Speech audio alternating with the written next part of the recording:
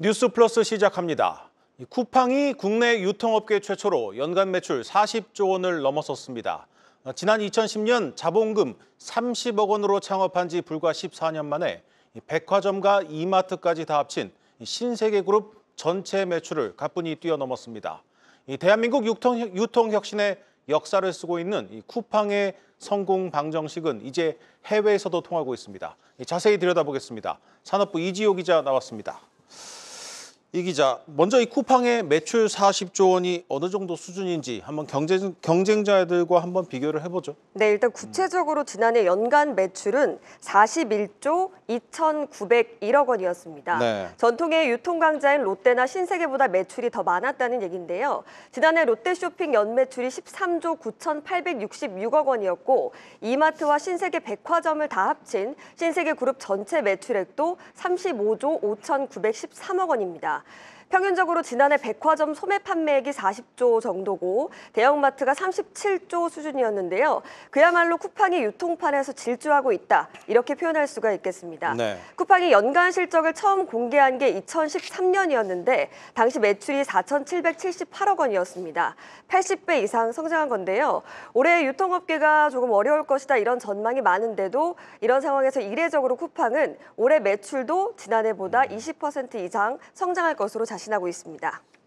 네, 올해도 20% 이상 성장할 것이다. 상당한 자신감이 엿보이는데 이 쿠팡의 성공 요인 사실 여러 가지가 있겠습니다만 결국 이 차별화된 배송, 이 멤버십 서비스 아니겠습니까? 네, 맞습니다. 일단 쿠팡 매출 가운데 90% 가까이가 국내 매출이거든요. 네. 그만큼 계속 성장을 하고 있습니다. 쿠팡에서 한 번이라도 제품을 구매한 고객을 뜻하는 활성 고객 수는 지난해 2,280만 명이었고요. 와우 멤버십 수도 1,400만 명 수준입니다. 네. 지난해 8월에 월 회비를 58% 올려서 4,000원대이던 게 지금은 7,890원이 됐는데도 흔들림이 없었고요. 로켓 배송의 영향도 컸다는 분석입니다. 네. 쿠팡은 로켓 배송을 하기 위해서 지난 10년간 6조 2천억 원을 투입해 전국 30개 지역에 100여 개의 물류 인프라를 늘렸습니다. 전국의 70%는 로켓 배송이 가능한 쿠세권이죠. 쿠팡을 시작으로 온라인 쇼핑, 즉 이커머스가 확대되자 이마트는 3조 4천억 원이나 들여서 G마켓을 인수했고 롯데는 롯데온을 출범했습니다. 중고나라에도 투자했고요.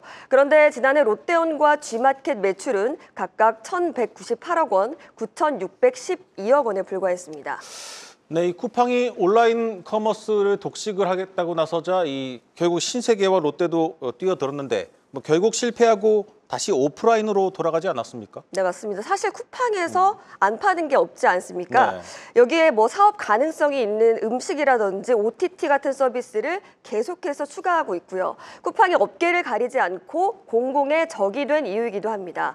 데스트 바이 아마존이라는 말이 있거든요. 아마존의 영향을 받는 54개 상장 기업의 지수를 말하는 건데요. 이걸 들고 와서 쿠팡이 좋은 실적을 거둘수록 업계 전체가 아마존처럼 위기에 처할 수 있다, 이런 얘기까지 나오고 있을 정도입니다.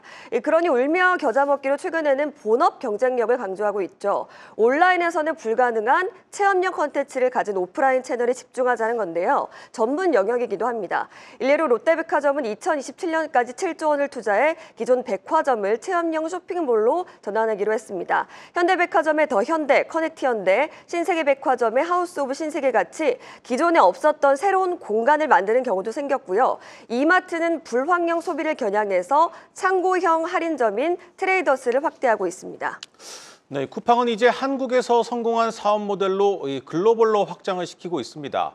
쿠팡이 지금 대만에서 급성장하고 있다던데 어떤 상황입니까? 네, 일단 2022년에 본격적으로 좀 진출을 했습니다. 네. 김 회장이 이날 처음으로 대만 사업의 성장성을 언급하기도 했는데요. 대만의 성장세에 힘입어서 대만을 포함한 팥패치, 쿠팡이츠 등 쿠팡의 4분기 성장 사업은 사상 최대인 1조 5,097억 원을 기록했습니다. 전년보다 매출이 4배 가까이 뛴 건데요. 대만 로켓 배송 매출은 3분기 대비 23% 늘었고 최근에는 와우 멤버십 가지 현재 출시했습니다.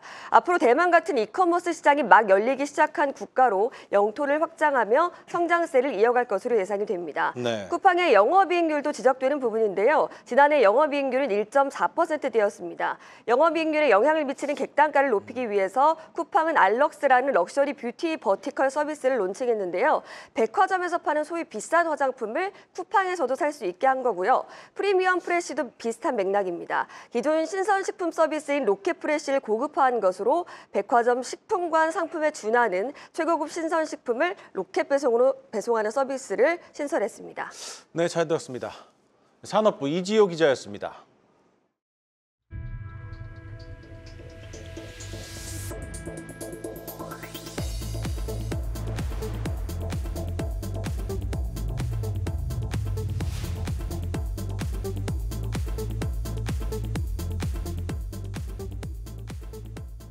이 금융혁신을 이끌고 있는 토스가 출범 10주년을 맞아 새로운 목표를 내놨습니다. 이 단순 금융 앱을 넘어서 일상의 슈퍼 앱으로 도약하겠다는 건데 이승건 대표는 지갑과 카드가 없는 삶을 만들겠다고 말했습니다.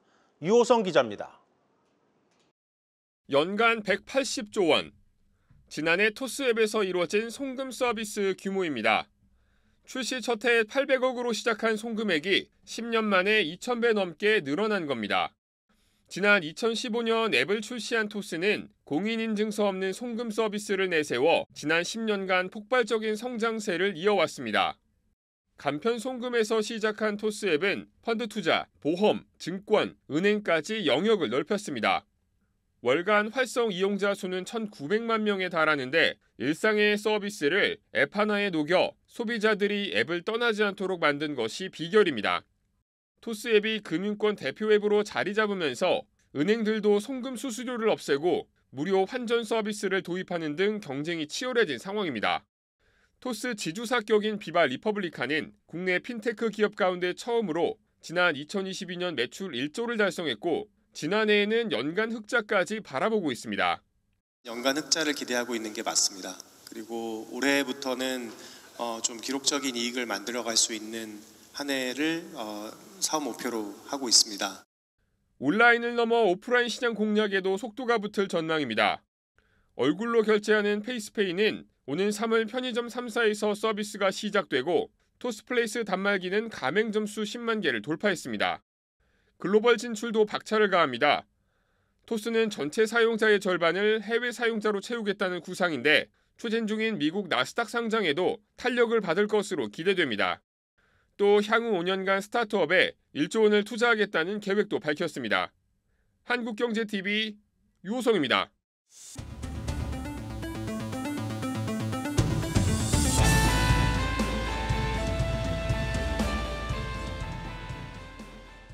이 한국항공우주산업카이가 국내 언론사 가운데 최초로 한국경제TV에 상륙 공격 헬기 MAH를 공개했습니다. 이 국산 군용 헬기로는 처음으로 공대공 미사일까지 탑재했는데 중동과 동남아에서 문의가 쏟아지고 있다고 합니다. 배창학 기자가 다녀왔습니다. 카이의 사천사업장 내 헬기동. 첫 국산 헬기 수리온 200여 대가 생산된 전초기지입니다. 수리온은 군이나 경찰 등의 요청에 따라 맞춤 제작되는 다목적 헬기로 지난해 이라크에 수출되며 처음 해외에 진출했습니다. 헬기 주문이 쇄도하자 카이는 지난해 전용 비행센터를 준공하고 올해 본격 운영 중입니다. 현재 센터에서는 수리온 개량형인 상륙 공격 헬기 MAH의 시험 비행이 한창입니다. MAH는 국내 최초로 공대공 미사일을 탑재해 국산 군용 헬기의 끝판왕으로 불릴 만큼 K방산의 수출 비밀 병기로 꼽힙니다. 저는 지금 카이의 회전익 비행센터에 나와 있습니다. 이곳에서는 상륙 공격 헬기 MAH의 연구 개발과 시험 비행이 진행되고 있는데 수리온 기반의 MAH에는 다양한 무장 체계가 탑재가 됩니다. 특히 국산 헬기 중 처음으로 공대공 미사일도 장착될 예정입니다. MAH는 우리 해병대가 앞으로 20여 대를 전력화할 예정인데 외국군에서도 전투력에 눈독을 들인 것으로 알려졌습니다. 아파치 등을 비교하기도 하는데 60에서 70% 수준이면 국내에서 개발한 헬기를 활용할 수 있을 것으로 예상됩니다.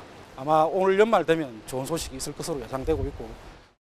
카이는 MAH 수주 물량에 따라 생산도 센터로 일원화하는 방안을 논의 중인 것으로 확인됐습니다. 네, 현장 다녀온 배창학 기자 나왔습니다. 국산 헬기 끝판왕까지 내놨는데 네. 사실 이제 방산 산업이 다 잘 나가면서 이 방산 기업도 주가가 다 좋지 않습니까? 그렇습니다. 그런데 유독 이 카이만 좀 부진한 이유는 뭡니까?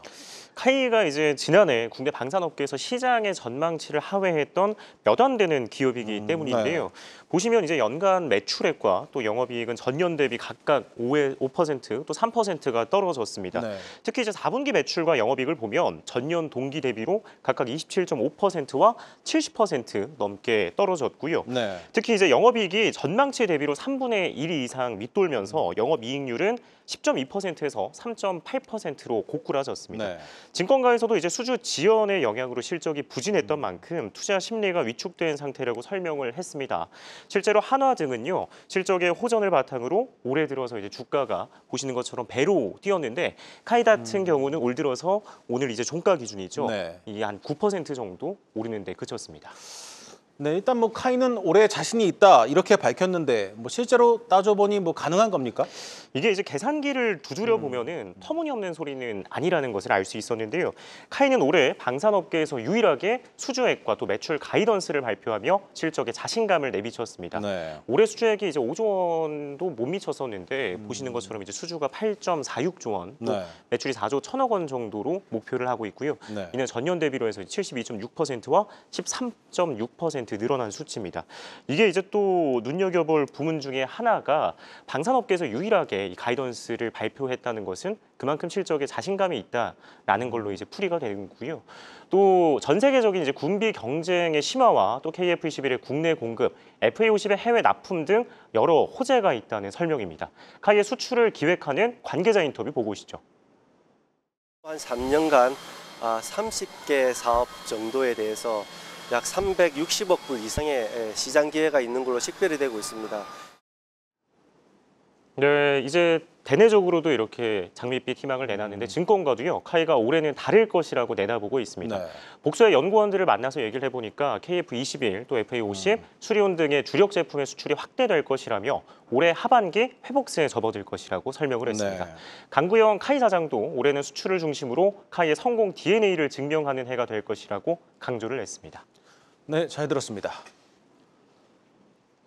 방산인사이드 배창학 기자였습니다.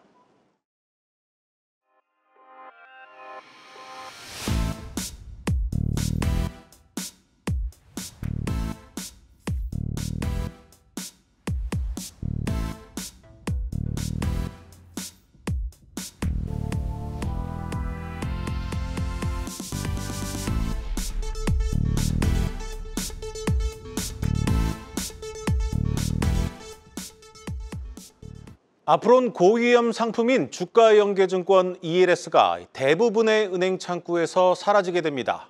이 위험성을 충분히 설명할 수 있는 인력을 갖춘 일부 거점 점포에서만 판매가 허용되는데 사실상 일반 은행 고객들의 선택지에서는 완전히 배제한다는 뜻입니다. 전범진 기자입니다. 17만 개의 계좌에서 원금 10조 원 중 약 5조 원의 손실이 발생한 지난해의 홍콩 H지수 연계 ELS 사태.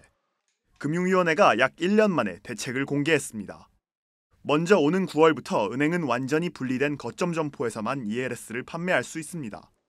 전국 4,000개 은행 지점의 5%에서 10%, 최대 400개 정도의 점포만 이에 해당합니다.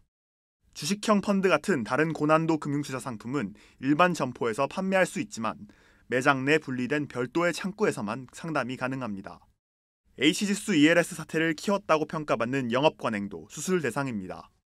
당국은 4개였던 투자자 유형을 6개로 늘려 전액 손실을 감수할 수 있다는 투자자에게만 고난도 금융상품을 영업할 수 있게 했습니다. 위험성이 높은 금융상품의 판매 실적을 직원 성과보상 체계에 반영하는 행위도 금지됩니다. 사실상 일반 투자자를 ELS 판매 대상에서 완전히 배제하겠다는 구상입니다. 한 80-90% 확률로 5% 정도씩 조금씩 이익을 보다가 잘못하면은 완전히 다 손해를 보는 일반 상품은 좀 아니라고 생각이 들고요. 복잡한 상품이기 때문에 정말 원하는 사람한테 판매가 가야 된다. 그런 부분으로 저희가 전반적인 대책을 마련을 했습니다.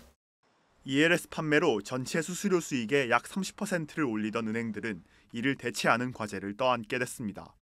은행권에선 방카슈랑스와 ETF 신탁 등 대체 금융상품의 영업 경쟁이 더 치열해질 것으로 전망하고 있습니다. 하지만 당국이 오는 9월까지 불완전 판매의 과징금 기준을 상향한 금융소비자보호법 개정안을 제출하겠다고 예고하면서 자칫 은행들이 예금과 대출 등 이른바 안전한 이자 장사에만 안주할 수 있다는 우려도 제기됩니다. 한국경제TV 전범진입니다.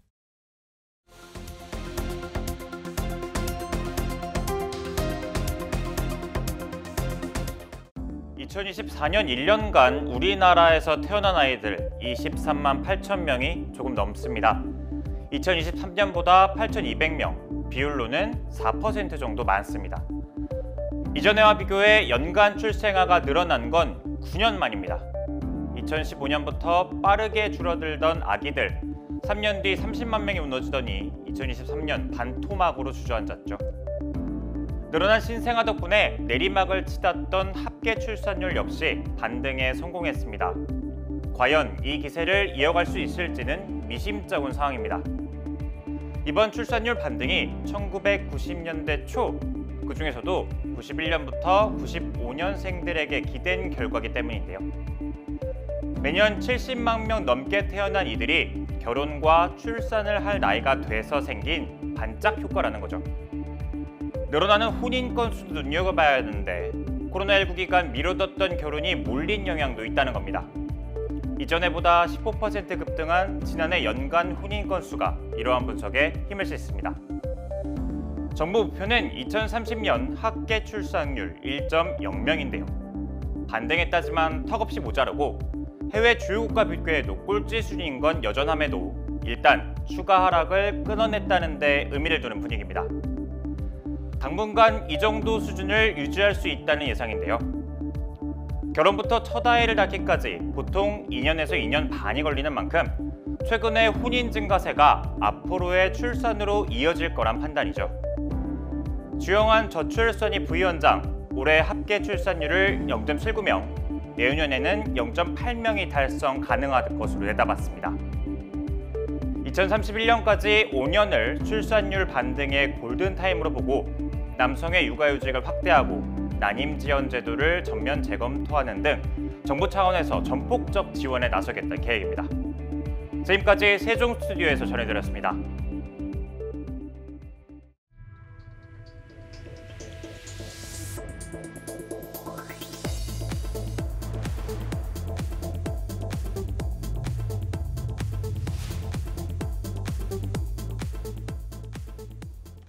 네이버가 이르면 상반기 중 자연스러운 음성 대화가 가능한 인공지능 챗봇 앱 출시를 준비하고 있습니다. 김대현 기자의 단독 보도입니다.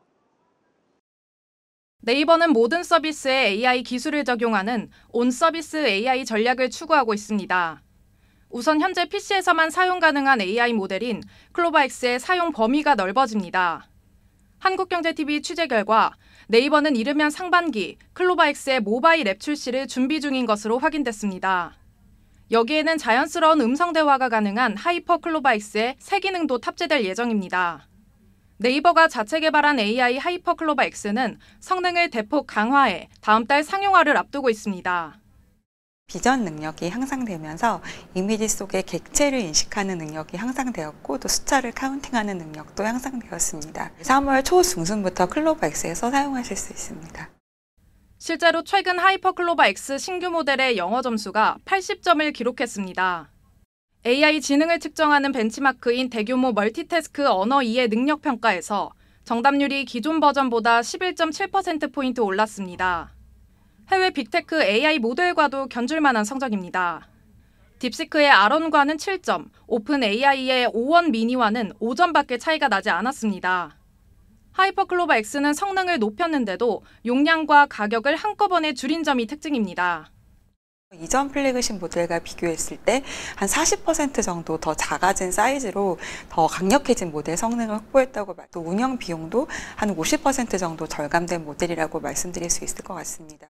크기는 작지만 똑똑해진 AI 모델을 통해 딥시크에 맞대응하겠다는 겁니다.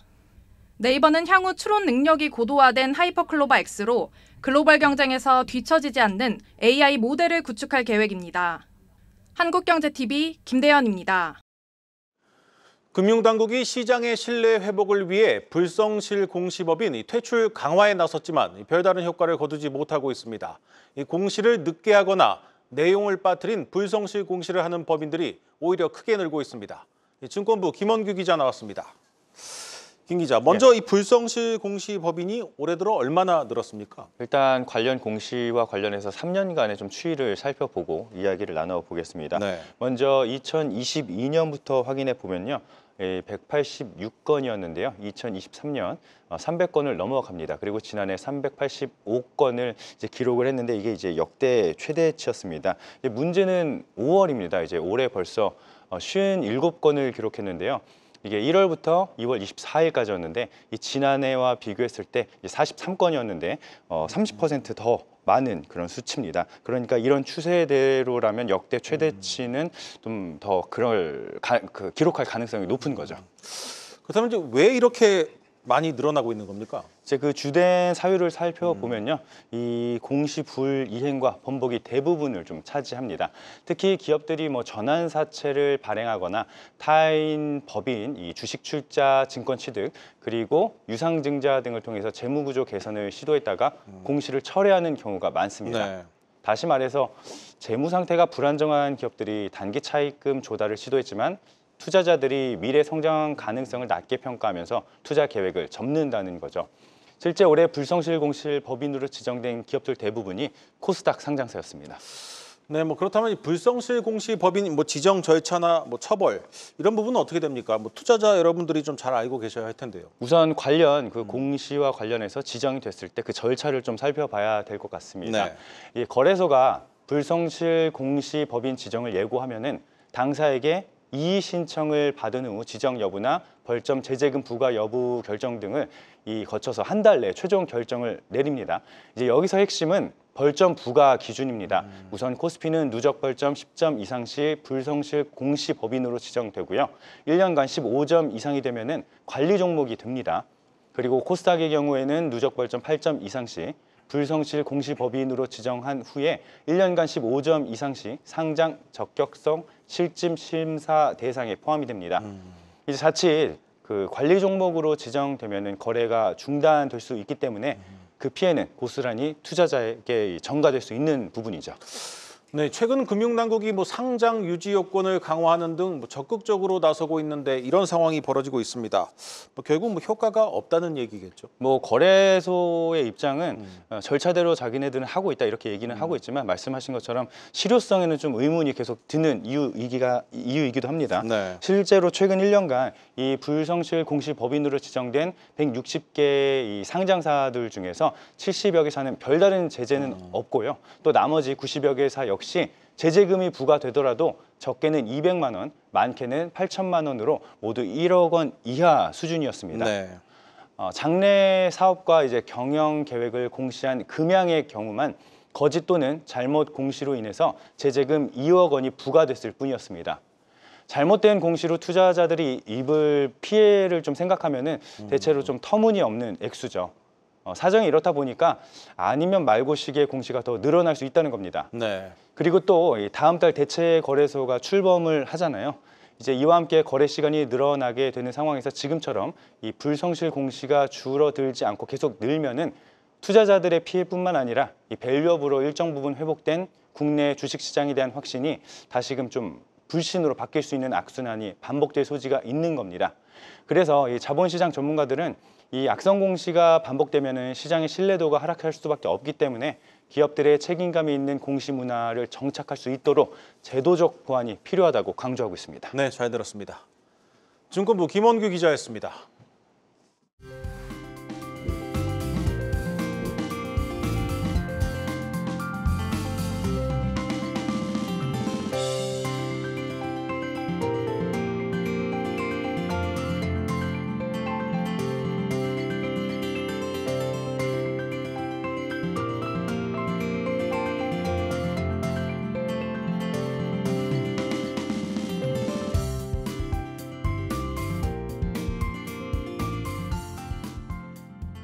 오늘 준비한 뉴스 플러스는 여기까지입니다. 함께해 주신 여러분 고맙습니다.